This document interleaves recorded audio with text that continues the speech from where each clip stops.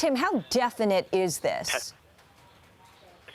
Well, the math has been lining up in her favor for the last few weeks, and it was essentially all but inevitable that she would get the delegates that she needed heading into the convention, the party's convention this summer. Really, the question had been how would the uncommitted superdelegates, the party leaders, how would they go?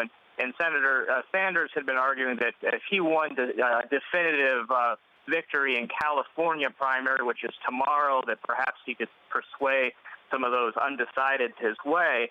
The math now would seem to be totally not in his favor, really giving Clinton a lot of head of steam going into some important votes tomorrow. California, New Jersey, really big states with a lot of official or the normal delegates that will really just totally lock it down for her.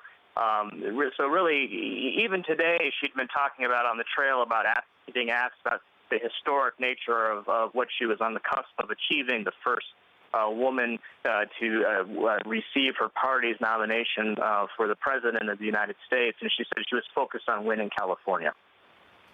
Well, you know, the numbers and the trend may have been in her favor, but that has not stopped Bernie Sanders from remaining in this race.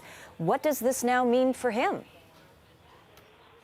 Well, we're already seeing the pressure building on Senator Sanders to drop out of the race. Bloomberg News reported today that President Barack Obama is expected to endorse Clinton as soon as this week, according to people familiar. And that's something that would be expected of the official, the presumptive nominee.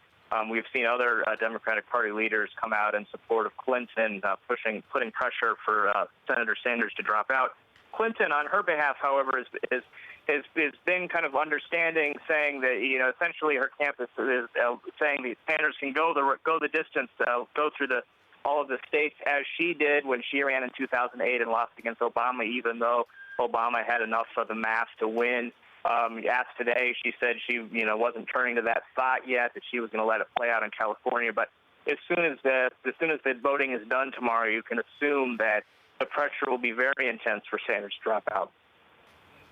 Yeah, it seems a little premature, but still waiting for that California primary. So it sounds like she's got 2,383 delegates in her camp. What does this mean now about putting the party back together? This has been a very divisive and oftentimes, in some instances, a little violent when it came to the Sanders and Clinton camps. Yeah, that is definitely going to be the next thing on Clinton's agenda, is putting the party back together. But in some ways, depending upon how Sanders responds in the next few weeks, the party could naturally come back together. That's what we saw in 2008. Clinton really pivoted towards bringing her supporters into then Senator Barack Obama's camp, and she was able to patch up her relationship enough with Obama that he eventually appointed her as his Secretary of State. We saw some very tough language from Senator Sanders over the weekend, talking about how he was going to fight it out to the convention.